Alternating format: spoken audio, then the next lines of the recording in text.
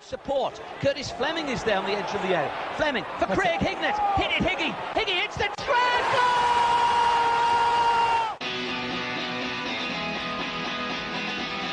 Avenelli coming alive again. Juninho wants the ball played to him. Avenelli spots out Emerson.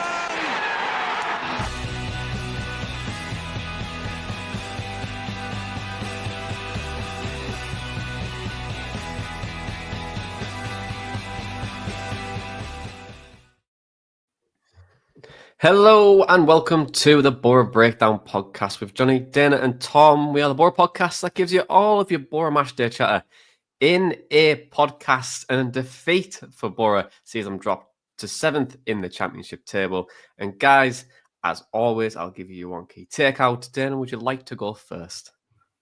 Yeah, I think mine is that the tide seems to be turning on Carrick at the moment. I think that credit that he banked up for a very, very good but unexpected 2022-23 is rapidly running out. It's taken quite some time to get to this point. He got a lot of leeway last season for the injuries that dogged us throughout that entire campaign. But with each passing week this season, I'm acquiring more and more question marks around Carrick. And maybe off the back of that, maybe it's time for me to adjust my expectations of him. That playoff season set a crazy standard, really, because of how good we were, but perhaps it's massively skewed Carrick's managerial capabilities in the present. So yeah, it's Carrick's credit is kind of running out. Feels like we're in a period now where pressure's building. And then Tom, what's your one key takeout? Just that was one of the most genuinely horrific performances I've seen all season, and I can't remember the last performance where it was quite that bad. I mean, the first half wasn't exactly great, but obviously we got the goal. Second half, my God, that was bad. So there were just so many passes going astray or going to people who weren't even looking at the ball, and I was just kind of like, have this 11, are these like clones who've never played football before and never played football with each other before because they don't know where anyone's going to be? There was actually a point, I think it was like Lath. He did really well to hold it up in their box. He was waiting for support and he played out to the right-hand side looking for Dork, and Dork was about 10 yards backwards. I was like, that just kind of sums up this entire game. No one has a clue where each other are or, what they're supposed to be doing. And I mean, defense was horrific yesterday as well. I don't think there's anyone really that comes out of that game with much credit at all. And it needs to be sorted out because I'm dreading Tuesday night now. I mean, I've said before on the pod, in the last few weeks, I'm not particularly enjoying going to the Riverside at the moment. Tuesday night game against West Brom, in recent years, never really a high-scoring affair. I mean, and it's Mowbray as well, who always seems to do well against us. I think if we lose that game on Tuesday, things could really, really start to turn, and everything becomes a lot more negative at the Riverside. Yeah, the pressure definitely builds if Boro lose to West Brom. Appreciate it's Mowbray's first game in charge. And also, how much can he get across in about one day really is. So it's going to be interesting to see how he manages it from a West Brom standpoint. But great squad. Going to be a really difficult game. But if we win, it puts us in a really good position. If we lose, you were saying that, Tom, the pressure will start to build. I think for me, one key takeout is, well, my very emotional tweet at all time. But secondly, I would say it's Boro a team of fine margins, and they create a lot, but also give so much away. And when one thing doesn't go well, the other will tend to happen in the other end. And I've looked all more at Boro's underlying numbers, what we've been looking like under Carrick, and we're very much a playoff team from pretty much every metric you could look at, Middlesbrough, even on the eye as well. But the last 6 games have been very stark. A big decline in creating chances and a big increase in giving big chances away. And that is a recipe for disaster. But what makes it even worse is we're doing it against the sides that we shouldn't really be doing it against. And I think that builds a lot of frustration amongst fans. And although I believe that this squad is overhyped anyway, I still think the metric what Boro fans will still see Boro on is they are a promotion winning team. But really, we've never actually hit that 2 points per game under Carrick, apart from a few times. On average, since he's been here for like the last 2 years, we're pretty much averaging between 1.6 to 1.8 per game. Very much a playoff team. And we're never going to really be automatics unless we become more effective in front of goal and finish the chances. That might lead to better game state where we don't give too much away. But since we don't, don't convert our chances, i.e. Hackney yesterday, 10 yards out, Boro score, that game's finished for me. I think that Portsmouth don't come back in. But the more you give teams opportunities in not finishing your own chances, the more they believe. And as soon as the score one, they go, well, these guys aren't going to score again. And then they go on and score a second. And Middlesbrough have pissed away so many games this season. And they've only got one person to blame, and it's themselves. And I think that they've got a big point to prove now for the next few games. Because if they don't, and they get beat and lose it, well, then you're looking at about 10th to 12th for the season, which is a big underperformance on our side of things. I think where Boro are should be a playoff team, and that's pretty much it. And how we do that, I don't really know if we go up or go down. But I have said over the last month, I just don't think we're a team that will go up this season. But I still think we hit the playoffs. I still have that belief, but it really does matter over the next few weeks, especially with Lath potentially going, who we're going to bring in.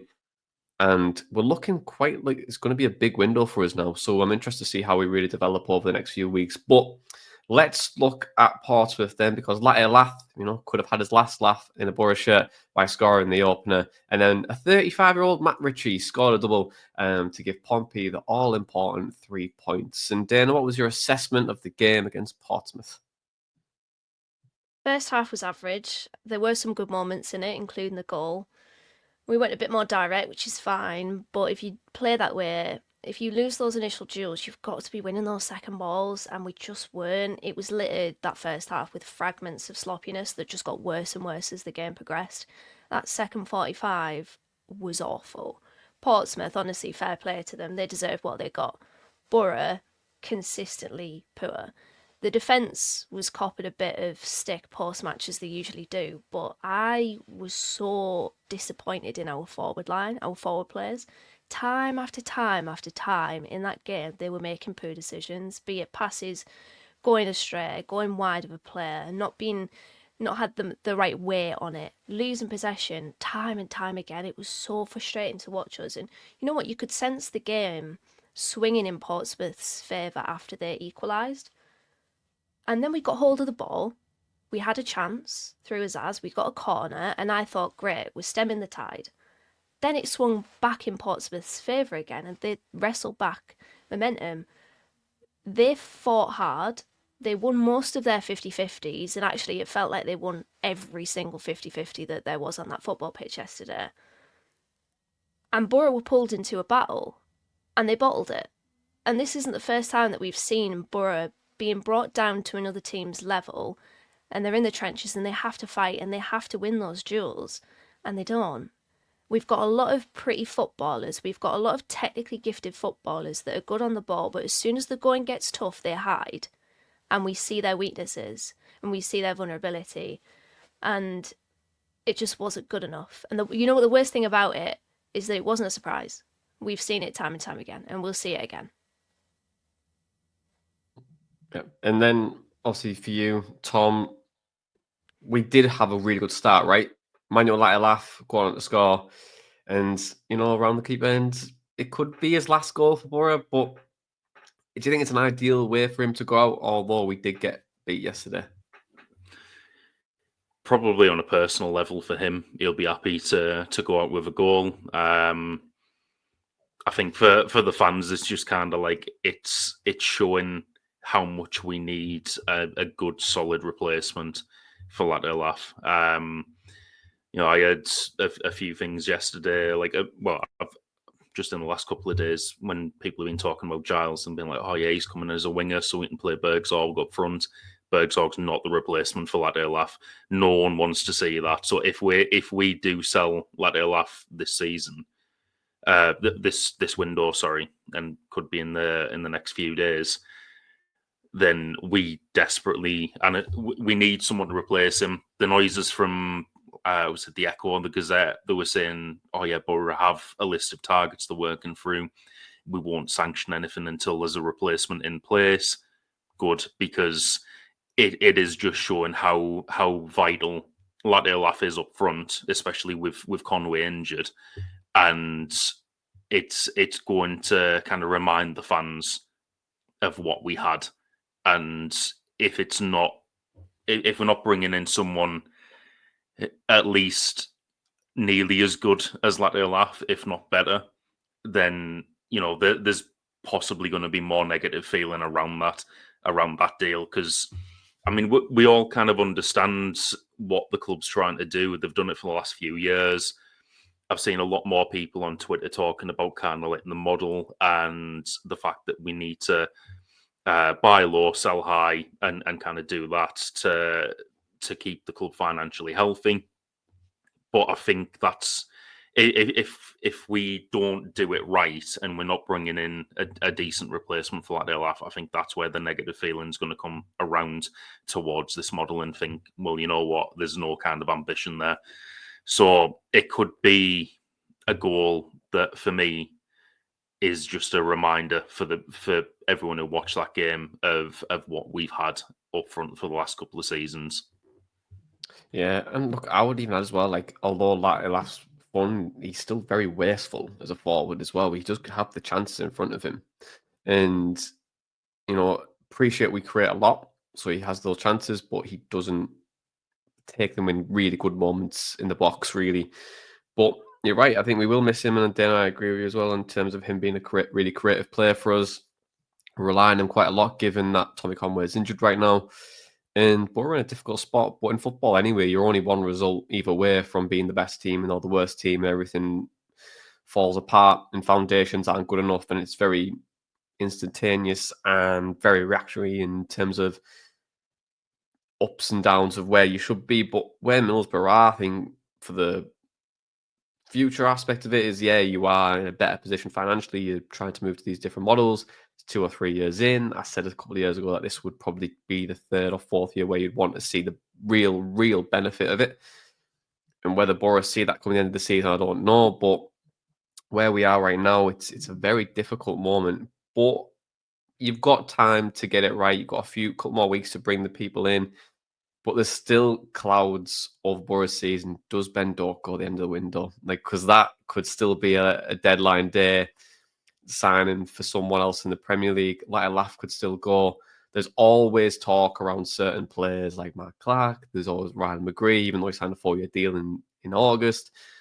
There's so much going on, and that could give Boro a lot to do in the window. I still have that stance of I think we need a new goalkeeper. I still think we need a right back, and I still think we need probably another forward and another defensive midfielder to make us better and more savvy and just not much of a pushover. It's not very. It's like I think Denny hit the nail on the head there. We said we have some very technically gifted footballers when we do, and they have a very, very high ceiling. A lot of them, but it's that character where you think that character sometimes helps you get to that extra level where sometimes you have more bad characters, like Brendan Rodgers a little bit. But if you have that bad motivation, you will tend to, be a mid-table team and have a certain level to it. But yesterday, dinner, we did change things slightly. You did allude to it in that first half. Boro going long for the first part and then trying to find their ways when to play in and out of possession and out of that press. So do you think that's Boro slowly starting to become a bit more of a smarter team in that first half? I appreciate in that second half it didn't really work at all. We let them come back into the game, but we are happy to see Middlesbrough at least chop and change things when they needed to. This is a difficult question to answer because I've said in previous podcasts that we need a little bit of positive difference, as I've said it. But I feel like it needs to be positive difference with intent. Yesterday, it just seemed like we were aimlessly hoofing up the pitch. And I suppose it's damned if you do, damned if you don't kind of thing, because I guess we'd be sat here whinging about a lack of trying something else out from Carrick. But I would have loved the type of longer ball that we have actually seen under Michael Carrick before. We saw it with Stephanie, used to punt that longer ball over the top to the fullback, then we play inside and we beat the press that way. I feel like we've seen different ways to beat the press where you don't have to play to the centre halves, and it negates that need to play to the likes of, as it was yesterday, Dale Fry and George Edmondson. I don't know if that was smart from Boro in the end, because we were losing so many of those initial duels. It kind of played into Portsmouth's hands. They had a lot of energy in midfield and they tried to get the ball out to their two wide players, Murphy and Ritchie, really quickly. And I feel like we kind of assisted them halfway to that, because every time the ball came over from Glover, whose distribution was really poor, I would say, there were a few good ones.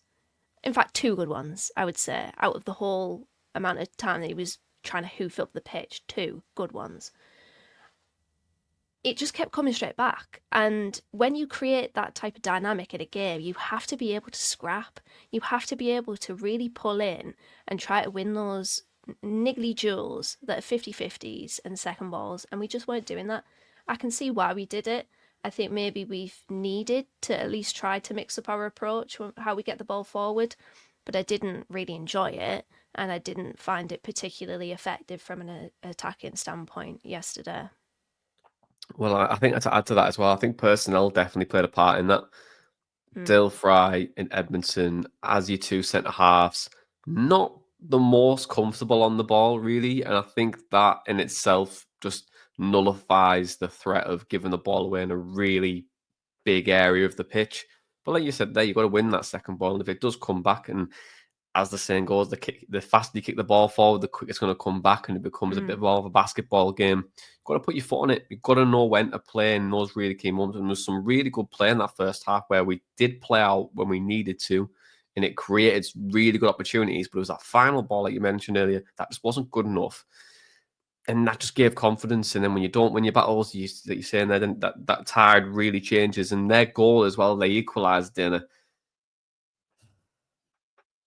Go on, talk me through it. Honestly, you know what? It was a mess. And where does it come from? Our left-hand side. I reckon every manager that does their prep on Middlesbrough will say target their left back. Chris Wilder's the only manager that we know that has come out and said that. He said that he targeted Neil Borges, and it didn't work, so diddums to him. But if you look at the goal, Borges looks to his right and then his left. Ritchie makes a really simple run from outside to in, and then Borges gets caught in two minds whether to track that run or maintain that defensive line. In the end, because he's stuck in two minds, he's flat-footed, and he plays Ritchie on the side. And yeah, 1-1 from that. It's so simple, so avoidable. The awareness of Ritchie, okay, when Borges looks to his right, and he's probably expecting Ritchie on that side, it's probably just when Ritchie's about to make that run inside. But he just doesn't make a decision. It's indecision that ends up playing in Portsmouth's favour there. It's such an avoidable goal. But how many times have we been targeted down that left-hand side, or how many goals have come from that side? The guy behind me at the Riverside always says it, down that left again. And it happens time and time and time again. And I know you mentioned, I wasn't on the podcast, Jonny, about Boro getting targeted down that way because of the lack of assistance, should we say, from the left winger. But I don't know, I still feel like Borges, Engel, whoever it is, defensively, they're suspect. And maybe that's just a profile thing. Maybe Boro don't want a left back who's defensively solid. Maybe they actually want to put more chips into the attacking side of things. But the problem with that is that we're not really seeing that from Borges either. I can't tell you that I can hang my hat on Borges to deliver a good ball into the box, or I can hang my hat on Borges to make a driving run into the box. Like, I just can't tell you that because I haven't seen it. So essentially, we've got left backs there that are pretty average in both aspects, both in terms of attacking and defending, which is why I'm not surprised that we're bringing in Ryan Giles, because everybody says about his defensive vulnerabilities, which actually are probably on par with the likes of Borges and Engel, no worse, no better. But what he does give you is greater attacking outlet and output. So yeah, it's a goal that's avoidable, and it comes down our left-hand side again. Yeah, and water is wet. And Tom, the passing in that second half as well, you alluded to it as well, Tom, and I just want to touch on it one more time. Just the case of gifting chances away. Really, Portsmouth were high pressing in moments and knowing when to, and Boro tried nullifying that first half. But that second half, what was going wrong for Boro? Everything. I think Carrick's got a job on the training ground to sort that out, because that was just an indicator of such a lack of awareness of where everyone's teammates were, lack of cohesion between them all. And it's not something we used to seeing under Carrick. We shouldn't have had that after we've just had, well, I'm not going to say a week off, but like the first kind of week gap in between games in a number of weeks because of the Christmas period. It should have been more time on the training ground and less chance of that happening. What's happened is there's been more time on the training ground, and that has happened a lot more than it did over December. So I'm not quite sure what happened on the training ground to kind of lead to that, but it's something that they need to put right, because you play like that against West Brom, it's going to be embarrassing at home. You play like that against Sunderland in a couple of weeks, it will be another embarrassing one at home. And if things aren't already starting to kind of get toxic at the Riverside, and then that happens, then I think that's where everyone will start properly turning. But yeah, it is a job for the coaching staff to do now, because what I always kind of say, and I might have alluded to it a few times on here, I feel like that type of lack of cohesion is one of the early kind of signs of the end of a managerial stint. I think everyone wants Carrick to do well. Everyone wants the club to do well. But I feel like we've seen that time and time again, where it's like in the last couple of months of a managerial reign at Boro, just more and more things will start going slightly wrong like that. And I don't know. I can't understand how it was that bad yesterday, considering what we've seen earlier in the season and all the way through Carrick's reign.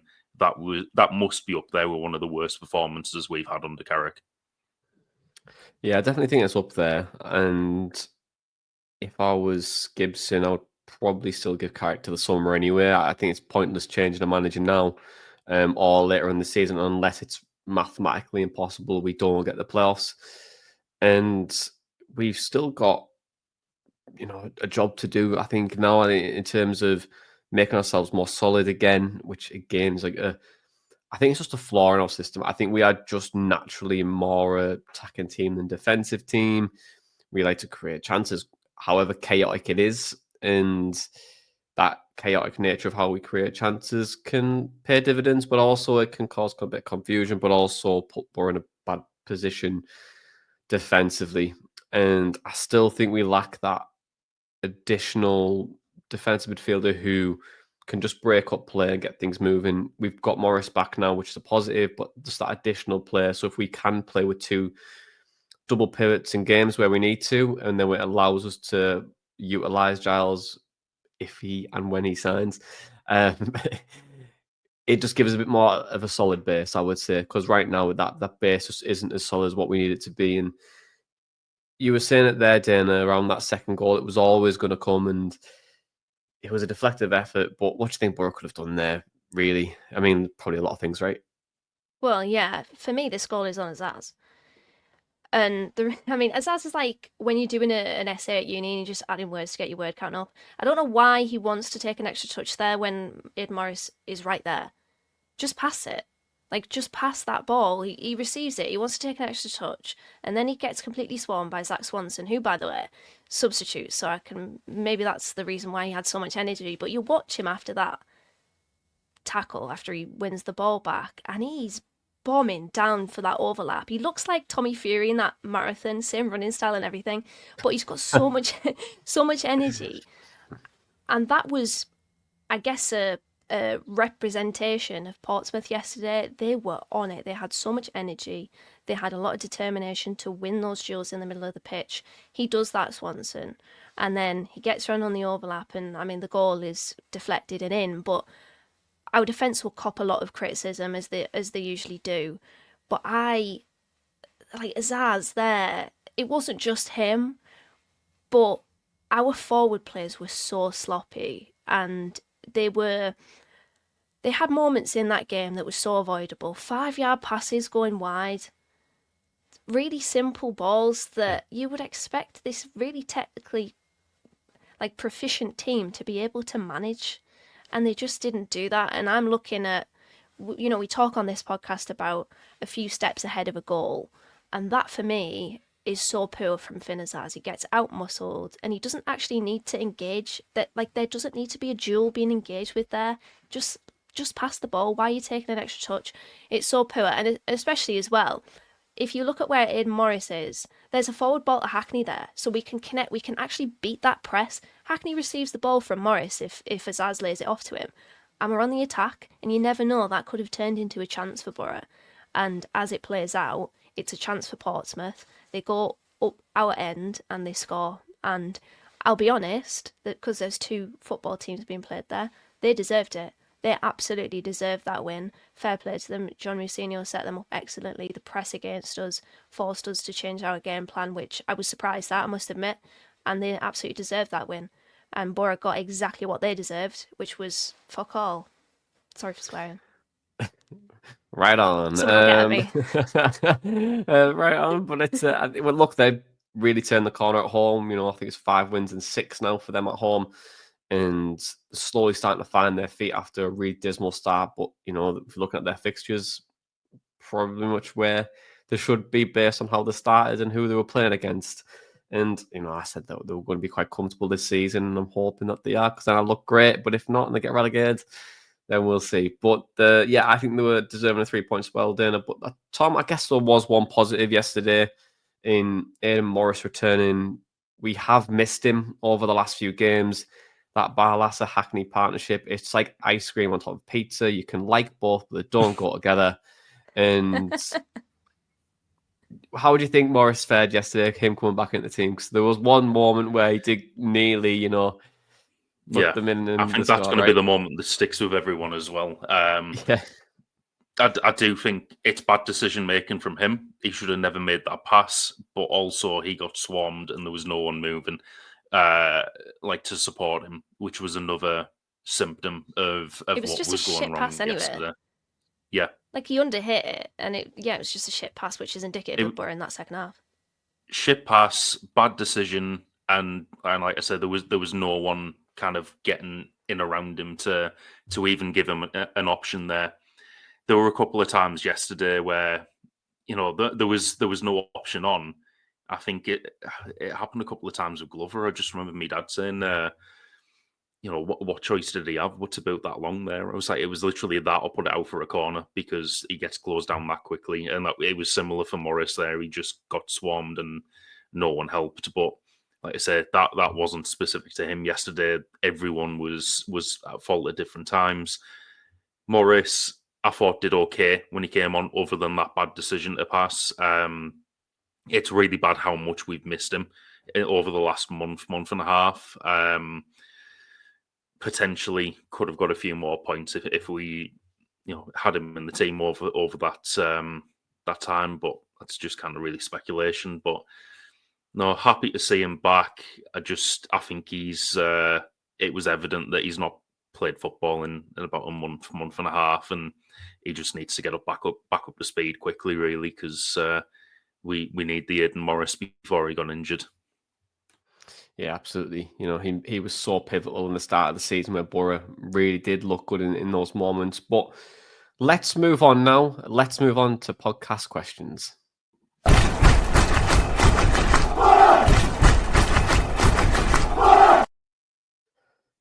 Yes, podcast questions. Every week you get the chance to ask us a question by email, theborobreakdown@hotmail.com, or tweet us at @theboro_breakdown, or follow us or message us on any other social media platform. And the first one, it's from Steve, and he asks, are we expecting too much from this Boro team, or should we be doing better? if it's the latter, then is it the players and not the potential or game management / tactics? Who would like to take this one? Dana, would you like to take this one? Yeah, I'll take this one. You know what? I don't think we're expecting too much for Boro to do the basics right. And particularly in that game yesterday, we were not doing the basics right. Generally speaking, I know that there's people that have expected this Middlesbrough team to challenge for the top two.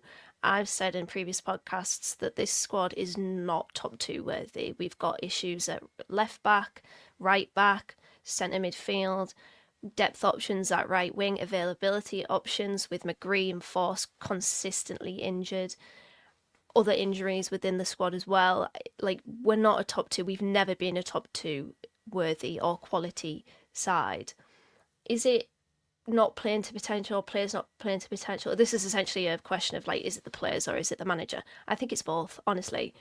But then that Finn Azaz moment that I mentioned earlier, that's not on Carrick, that's on Finn Azaz. That's on the player, not the manager. You could talk about the philosophy, and I have done, and I probably will doing in another pod, maybe not this one. But sometimes I just look at our players and I'm like, that's so poor. You are so much better than that. Be better in those moments. And all throughout the season, we've had moments where we've been incredibly costly and sloppy.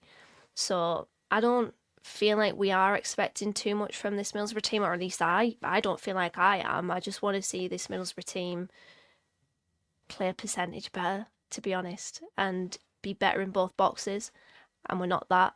And I feel like because the expectation has been set of Boro being a playoff team at least this season, the noises that have come from certain players, from articles that we read in the papers, we are expecting that sort of standard and we're not getting it. And I actually think, that aside, we do have a team that, although I don't think it's top two worthy, it's certainly playoff worthy.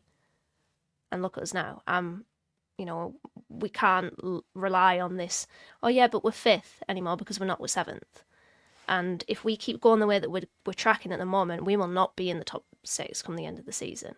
Now, I expect that to change, but with all of these holes in our squad and in our playing performance, because our performances have been poor in 2025, we're running out of goal threats because the goals have dried up with Finn Azaz. The only player that we can really rely on right now to score is Emmanuel Lath, and he'll be out the door soon. We don't have enough goals coming from wide areas. McGree and Bergzog, 2 goals between them. Dork, 2 goals to his name. Hackney, 3 goals, should be getting more, should have scored yesterday. Like, is that too much to ask for? I don't think it is. Yeah, and look, I'm the same as well. I think that when I look at the depth of what we've got, I'm still thinking there's probably just not enough. I think when in comparison to different teams in and around us, and I do think there's an over expectation. I agree with you on the top 2 point. I just don't think we've been close to it this season. I predicted us to be 6th because I think that's kind of where Boro are at in terms of we have some really high quality players and we have some players who are probably mid-table championship players. And I think that's probably the reason why you see those fluctuations in performances and results, because the consistency is just not there. And a manager can only do so much in those moments. You can set a team up as much as you like, and maybe with better players, you do get a bit of a rub of the green, and you finish the chance that you need to. You get let off, or your keeper saves you in key moments, whereas our keepers at the moment haven't. And you look at that's another position.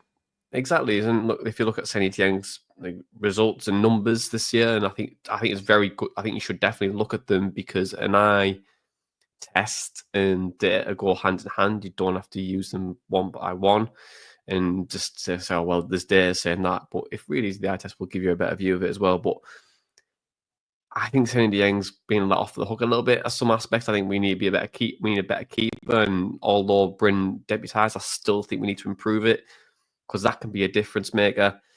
Someone who finishes more of his chance in the box would be really key for us. Someone who can sit, better fullbacks. There's a lot more improvements that could be made.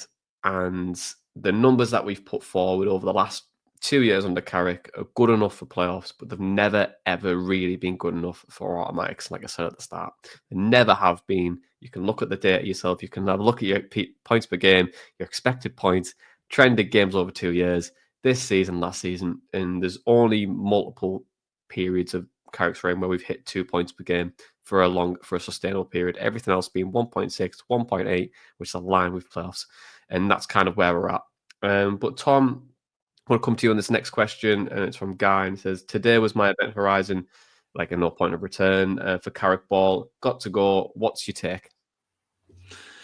I mean, I really understand why some people are feeling like that now.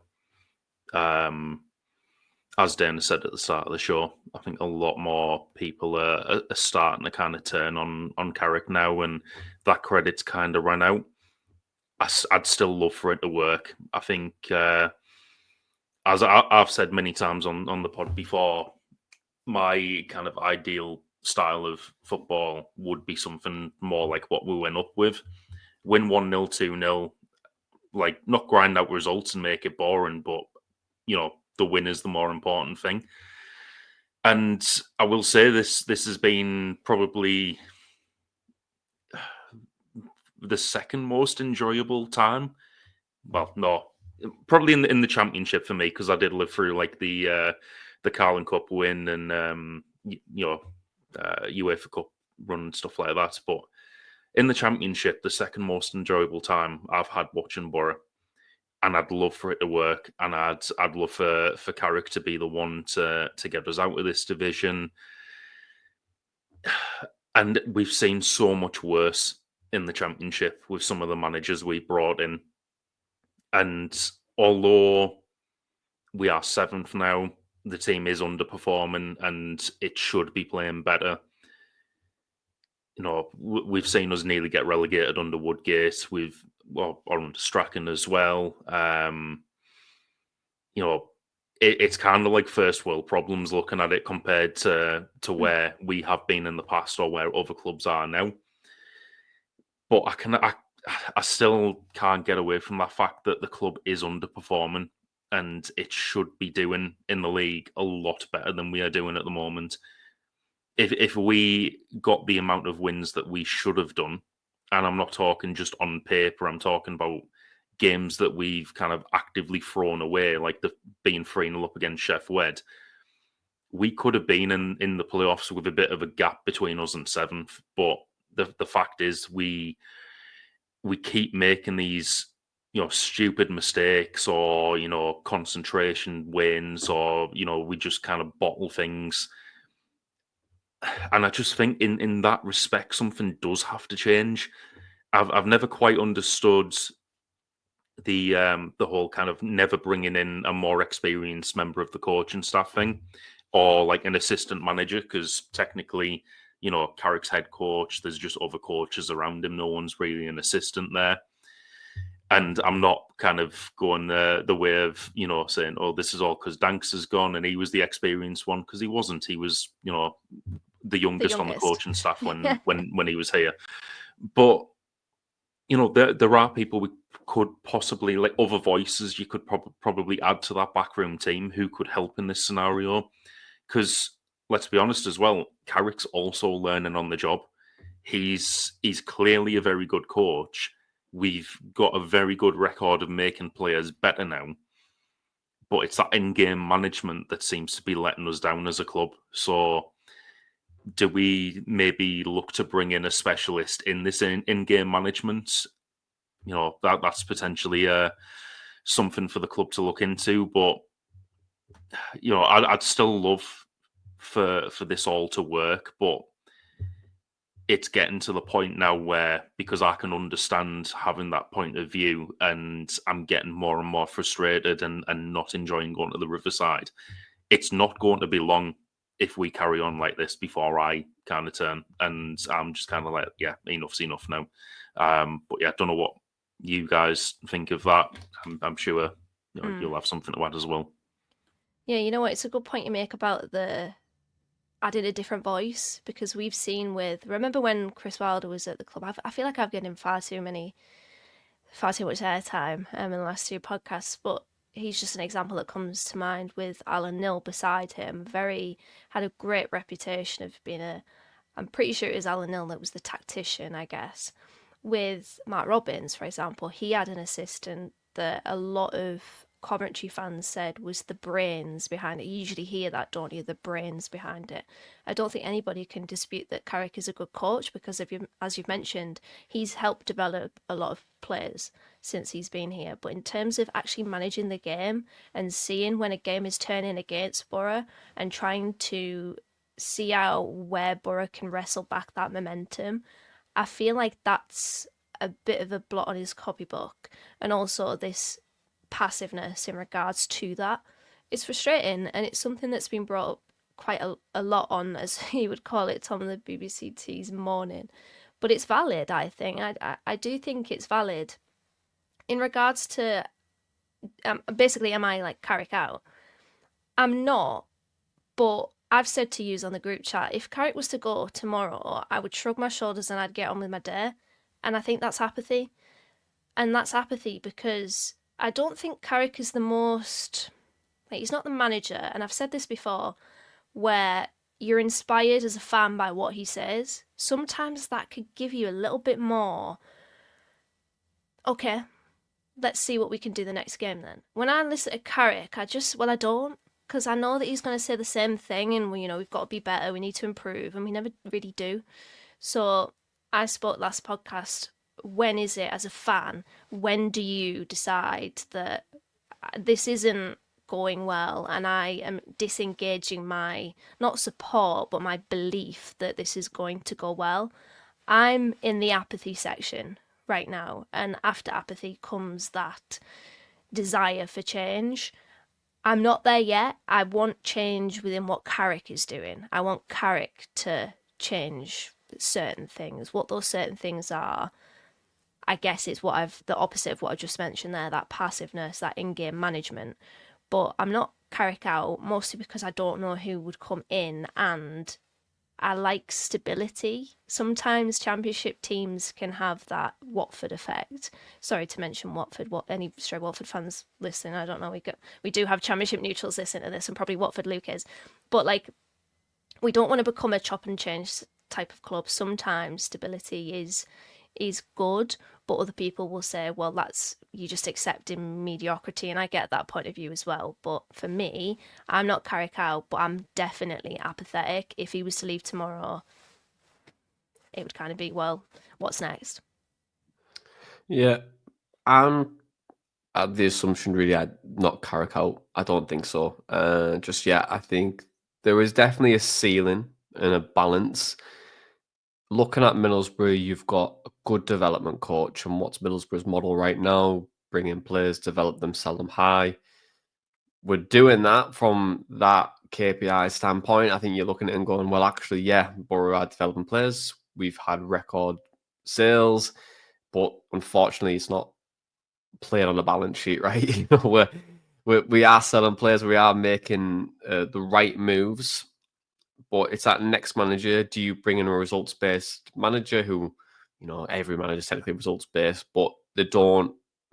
They try and get results now rather than results a bit further down the line. And then that can impact what you want to do as a club because players might not develop as quickly as what they're doing now. And then that puts strains on finances. So to be honest, it's just a balance thing. I think where Mills want to go to. And I think development-wise, we probably will stick with this. But I also agree with you, Tom, on getting additional voice in the backroom staff, someone who can just make those in-game changes, because I don't think we do that enough is what we should do. Or we can see things, definitely I can, where in moments where that Chef Wednesday game, I was like, as soon as that second half kicked off, I went, oh God, they've changed. We're going to be in trouble in this moment. In pre-shoot, we did fall apart, and there was a lot of moments to it, and I'm not anywhere near the Carrick's level in terms of management. But if I can see it, surely they can hopefully see it, and if they're not, then that's a bit of a problem, and you shouldn't be a manager. But I think there's a ceiling of where I want to get to, and depends on where Boro want to go as a club. I think we're in the right direction, the right way of managing ourselves, much more sustainable than we ever have been. Looking at our finances, we are not a very good commercial powerhouse in comparison to, like the Premier League, which is completely different. But it's one man investing a lot of his money, and if you take that away, you're in trouble. So you've got to try and strike that balance eventually. But that's just where we're at. That's just what the club we are, and that's where we are. Is like as a system, team, group, club, everything. That's kind of what Middlesbrough is. It is getting better. It is improving all the time. But for right now, I think there's more to it than just Carrick. I think he's doing well with what he's got, but we just need a bit more like spice to improve things a little bit more. And sorry for mentioning spice, Tom, because we were off recording last night and you're not feeling too great at the minute. So I'll end on that one, and we'll move on to the podcast trivia questions now. And Middlesbrough will play West Brom in Tony Mowbray's first game as West Brom manager for the second time, of course, because he's returning there after he got promoted there many, many years ago, guys. And the question I've got for you today is, can you name the 4 players in Middlesbrough's squad who have also represented West Brom? So can you name the 4 players in Middlesbrough's squad who have represented West Brom? Your time starts now.